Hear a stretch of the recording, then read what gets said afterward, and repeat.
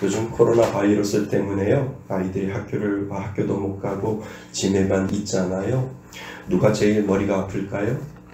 엄마가 제일 머리가 아프겠죠. 아이들하고 엄마들하고 집안에서 완전히 전쟁이래요. 새끼 밥 주랴, 그리고요 또 간식 주랴, 꼼짝도 못한다고 이야기를 합니다. 그래서 어제 뉴스를 보니까 엄마들이 그런데요, 얘들아 제발 한 끼만은 대충 먹자. 아이들 엄마들이 그런 이야기를 한다는 거죠. 어떤 엄마는 진짜인지 농담인지 모르지만 하도 먹을 것을 달라고 하니까 밉더래요.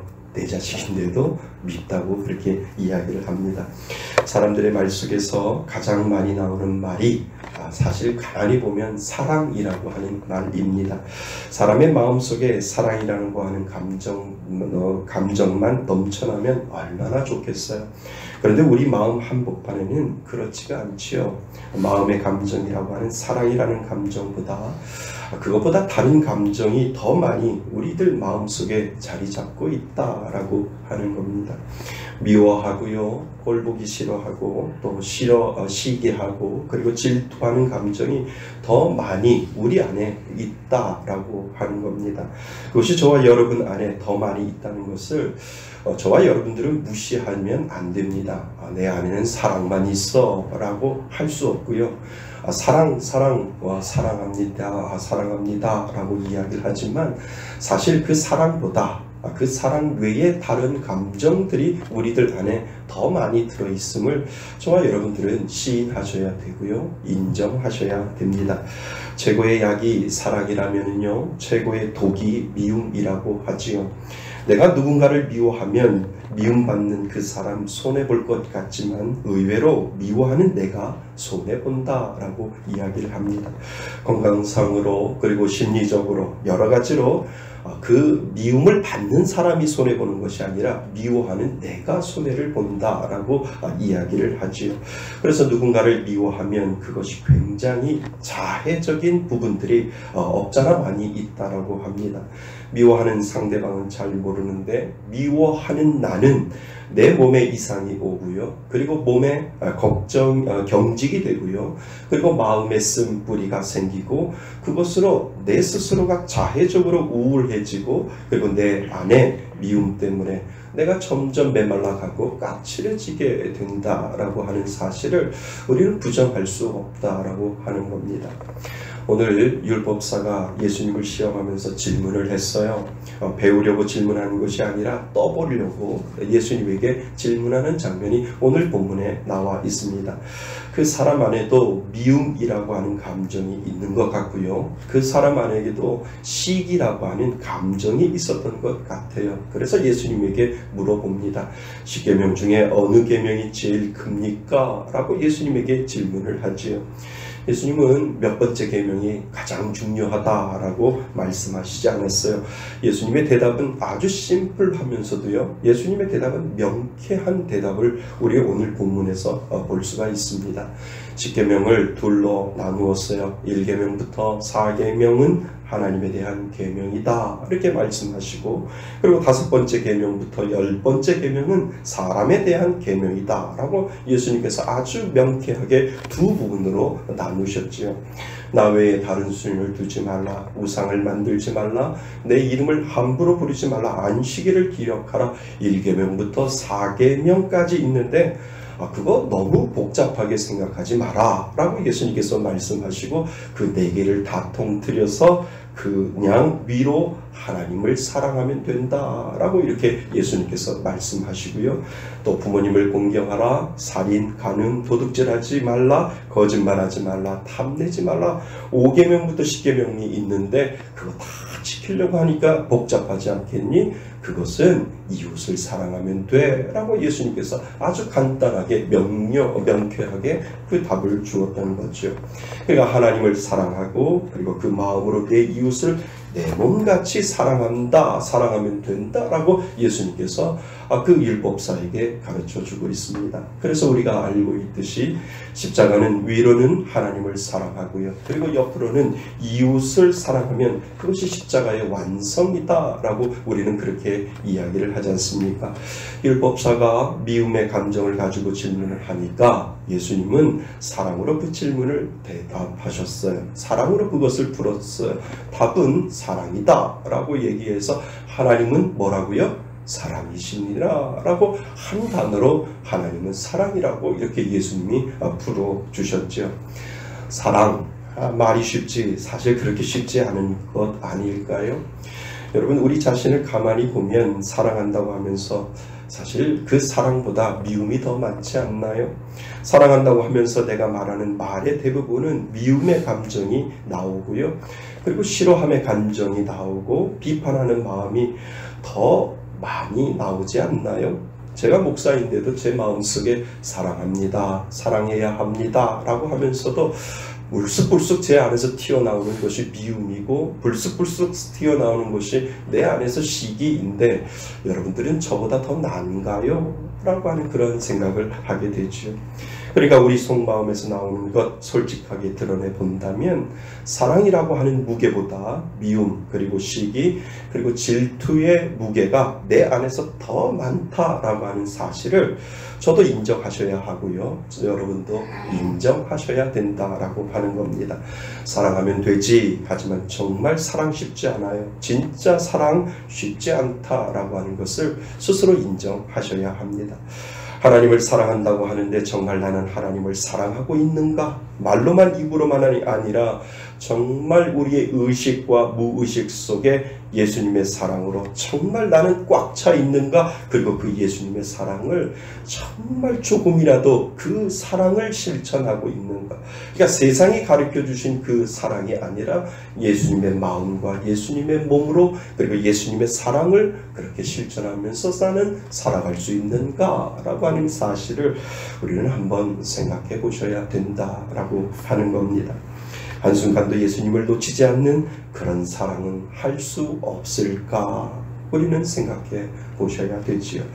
첫 번째, 우리는요, 그 사랑을 사모해야 한다라고 성경은 우리들에게 가르쳐주고 있습니다.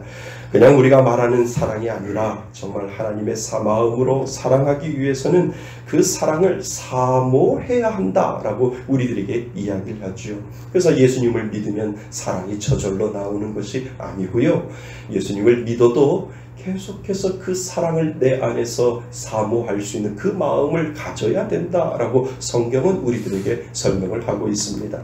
여러분, 오죽했으면은요, 사도 바울이 고린도 교회에 편지를 써보내면서 사랑하라, 내 마음대로 사랑할 수 없으니 사랑을 은사의 자리를 갖다 놓았어요. 사랑이라고 하는 그것을 은사의 자리로 갖다 놓고, 그리고 그 은사를, 가장 큰 은사 중에 하나가 사랑인데 그 은사를 사모해라 라고 사도 바울이 고린도 교회에 편지를 쓰면서 사랑이라고 하는 그 은사를 사모하라 라고 이야기를 하고 있습니다. 그것은 무엇인가요? 사랑의 은사를 사모하라 라고 하는 것은 사랑이 쉬운 게 아니기 때문에, 그리고 그 사랑이 너무나도 힘들기 때문에 그 사랑을 사모하는 마음으로 그 사랑을 하나님 앞에 달라고 기도해라 라고 사도 바울이 오죽했으면 고린도 교회에 그러한 이야기를 하겠느냐라고 하는 거지요. 그래서 사람의 방언과 천사의 말을 한다 할지라도 뭐가 없으면은요, 사랑이 없으면 소리나는 구리와 울리는 꽹과리가 되고, 사랑이 없으면 아무것도 아니다 라고 사도 바울이 이야기를 하고 있는 것에 우리는 명심을 해야 합니다. 성경은 더 큰 은사, 그러니까 사랑을 하나님께 달라고 사모하는 마음으로 기도하라 라고 이야기를 하고, 그런데 가만히 보니까 그 사랑을 사모하기 위해 부단히 하나님을 향해서 저도 연습해야 하고 여러분도 연습해야 그 사랑이 내 안에서 보여지게 되고, 그 사랑이 내 안에서 연습해질 때마다 그 사랑이 내 안에서 계속해서 실천되어질 수 있다라고 하는 것을 한 주간 말씀을 묵상하면서 깨닫게 됩니다. 하나님의 은사를 주세요. 하나님을 사랑하고 그 마음으로 이웃을 정말 내 몸은 아니지만 내 몸 비슷하게라도 사랑할 수 있는 하나님 그 마음을 저에게 주세요 라고 부단하게 하나님 앞에 노력하고 하나님 앞에 그 사랑을 사모하지 아니하면 힘들다라고 하는 것을 우리들에게 가르쳐 주고 있습니다. 우리 마음 안에는 사랑보다 미움이 자동적으로 만들어서 나오기 때문에 너 힘으로 혼자 할 수 없으니 하나님의 힘을 빌어 사랑할 수 있게 해달라고 사모하는 마음을 갖고 그리고 계속해서 부단히 노력하지 아니하면 그 사랑 갖기가 힘들 거야 라고 성경은 우리들에게 설명을 하고 있습니다. 그래서 사랑은 은사이고요. 우리가 끝까지 사모해야 할 최고의 법이라고 성경은 우리들에게 설명을 하고 있습니다. 저는 아침마다 잠에서 깨면 하나님을 먼저 고백하고자 지금도 고백하고 있습니다. 그것이 하루아침에 되어지지 않아요. 부단한 노력을 해야만 하고요. 그런데 이제는 그냥 거의 무의식적으로 거의 습관적으로 되어지는 것 같습니다. 새벽 4시가 되면 이불을 박차고 일어나지는 순간 내 안에서 의식이 돌아와 의식이 깨어지는 순간 그 첫 마음과 첫 생각을 빼앗기지 않기 위하여 제일 먼저 하나님 앞에 마음으로 고백을 합니다. 나의 힘이 되신 여호와여 내가 주를 사랑하나이다. 아침에 잠에서 깨어나면서 나의 힘이 되신 여호와여 내가 주를 사랑하나이다 라고 하는 그 믿음의 고백을 먼저 선포하고 하나님 내 의지로 사랑할 수 없으니까 하나님이 그 사랑을 주셔서 하나님이 주시는 그 사랑으로 사랑할 수 있게 하여 주옵소서. 나의 힘이 되신 여호와여 내가 주를 사랑하나이다. 하나님 사랑해요. 이 고백을 가끔은 할 수 있어요. 그런데 생각날 때마다 할 수 있어요. 그런데 매일 하기는 정말 힘들다라고 하는 겁니다. 그냥 되지 않아요. 노력해야 해요. 그것이 1년이 되고 5년이 되고 10년이 매일같이 이 고백이 첫 마음을 빼앗기지 아니하면 부단히 노력하지 아니하면 안 된다라고 하는 겁니다. 그런데 노력하면 어느 순간 그것이 나의 습관이 되어버립니다. 내 몸에 그래도 하나님을 사랑하고 그 마음으로 사랑하려고 하고 그 사랑으로 용서하고 이해하려고 하는 마음이 그 고백을 통해서 그리고 그 습관적으로 하나님 나의 힘이 되신 여호와여 내가 주를 사랑합니다 라고 하는 그 고백이 습관적으로 내 안에서 고백되어 지면 질수록 내 마음속에 내가 스스로 의지적으로 살아가는 것이 아니라 하나님이 주신 그 사랑으로 사랑하겠다라고 하는 그 의지가 내 안에서 몸에 배이기 시작한다라고 하는 거지요. 그 사랑이 바로 하나님을 닮아가는 사랑이고요. 그리고 하나님이 자신의 아들을 나를 위해 내어주신 그 사랑을 조금씩 배워가는 것이고요. 그래서 세상에서 배울 수 없는 하나님의 방법, 하나님의 사랑이 내 안에서 그래도 조금이나마 나오게 될 수 있다라고 하는 것을 우리들에게 가르쳐 주고 있습니다. 그 사랑 안에는 하나님이 당신의 아들을 내어주신 희생이 담겨 있겠지요. 그리고 그 사랑 안에는 하나님의 당신의 아들을 십자가에 내어주고 우리를 살리신 헌신의 마음이 그 안에 분명히 들어있겠지요. 그리고 그 사랑 안에는 우리가 정말 힘들어하는 원수까지도 사랑할 수 있는 그 사랑이 분명히 담겨져 있습니다. 그러니까 내가 내 의지적으로 사랑을 할 수 없는데 내 안에 오시는 그 하나님의 이름으로 내 안에 주시는 그 하나님의 사랑으로 그 사랑을 가지고 우리가 사랑할 수 있다라고 하는 것을 우리들에게 가르쳐주고 있습니다. 사랑이라고 하는 원자탄, 사랑의 원자탄이라고 하는 말을 들어보셨지요? 사랑의 원자탄 하면 손양원 목사님과 그리고 그의 아들 동신이가 생각나실 겁니다. 1948년 여수순천 반란 사건 때 이 손양원 목사님은 두 아들을 모두 잃었지요. 두 아들 모두 믿음으로 잘 자랐고요. 그리고 공부도 열심히 해서 유학을 준비하고 있었는데 그만 그 여수순천 반란 사건 때 폭도들에 의해서 죽임을 당하고 말았습니다. 그러니까 부모 입장에서 얼마나 마음이 아팠겠습니까? 그런데 이 손양원 목사님은 슬픔이 잠시 다시 마음을 추스리고 일어나서 두 아들의 장례식에서 하나님 앞에 감사의 기도를 올리는 것 우리는 기억할 겁니다. 나 같은 죄인의 혈통에서 순교의 자녀 나오게 하시니 감사합니다. 미국 가려던 아들 미국보다 더 좋은 천국 가게 하시니 감사합니다. 아들들의 장례식 때 이 9가지 감사를 하나님 앞에 울면서 고백하는 그 설교를 우리는 기억할 겁니다. 그런데 그 감사 중에 정말 하기 힘든 감사를 그는 하나님 앞에 올려드리지요. 하나님, 내 아들 죽인 원수를 회개시켜 아들 삼고자 하는 사랑하는 마음 주시니 하나님 앞에 감사합니다 라고 하는 그 감사를 이 손양원 목사님이 올려드리는 것 우리는 기억할 겁니다. 내 아들을 죽였는데 그 원수를 양아들로 삼는 사랑하는 마음을 하나님이 주셔서 감사합니다 라고 하는 그 믿음의 고백을 저도 할 수 있을까요? 여러분도 할 수 있을까요? 정말 이것이 가능할까라고 하는 생각을 우리는 하게 됩니다.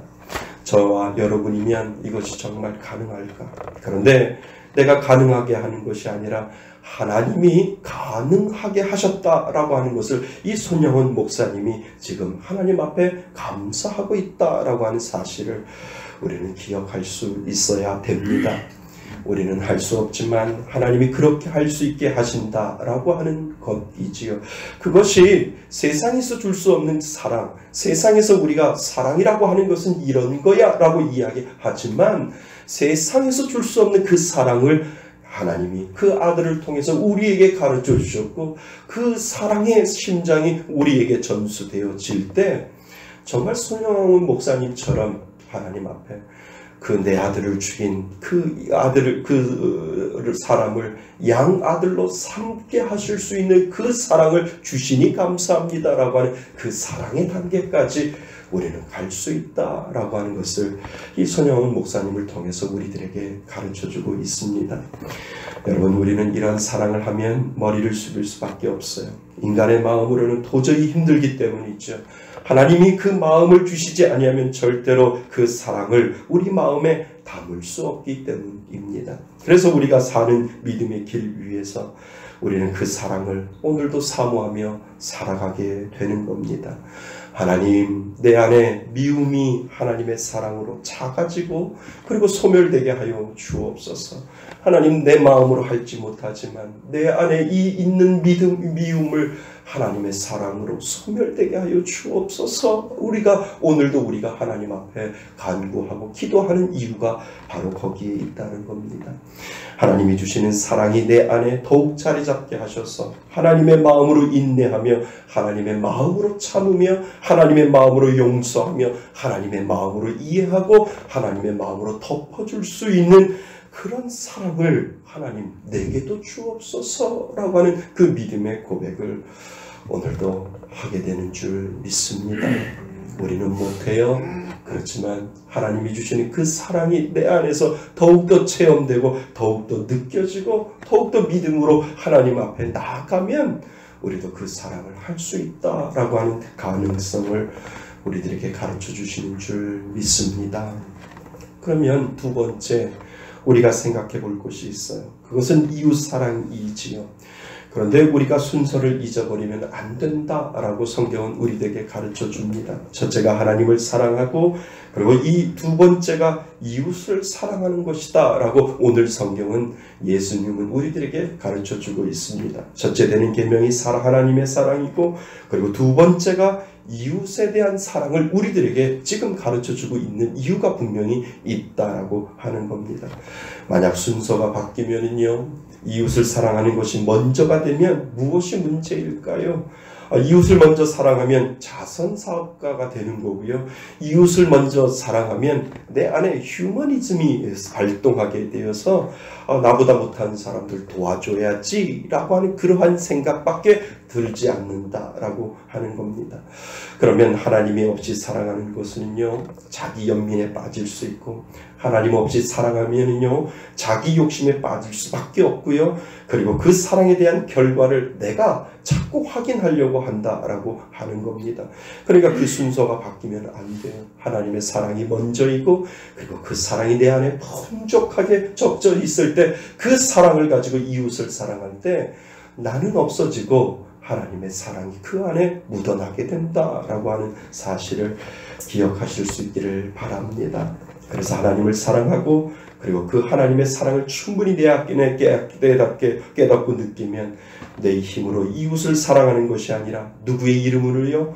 하나님의 이름으로 이웃을 사랑하기 때문에 내가 그 자리에서 빠질 수 있다라고 하는 사실을 우리들에게 가르쳐주고 있습니다. 여러분, 예수님께서 가르쳐주신 내 이웃을 내 몸같이 사랑하는 것은 어떻게 완성될까요? 한 주간 동안 말씀을 묵상하면서 예수님께서 가르쳐주신 내 이웃을 내 몸같이 사랑하라 라고 하는 것은 어떻게 하면 완성이 될까 라고 하는 생각을 해보았습니다. 그러니까 어떻게 완성이 될까? 내 앞에 원수가 나타나야지요. 내 앞에 원수가 나타나 봐야 압니다. 그런데 원수라고 하는 이 단어가 좀 그렇다면 제가 여러분들하고 저에게 있는 실질적인 표현으로 그 원수를 한번 표현해 볼게요. 여러분이 생각하는 원수를 여러분 방식으로 표현해 보면 이렇다라고 하는 겁니다. 같이 밥 먹기 싫은 사람, 살짝 마음에 안 드는 사람, 전화 오면 전화 받기 싫은 사람, 카톡 오면 열어보기 싫은 사람, 왠지 주는 것 없이 마음이 불편한 사람, 없을 땐 헌담하고 싶은 사람, 꼴 보기 싫은 사람.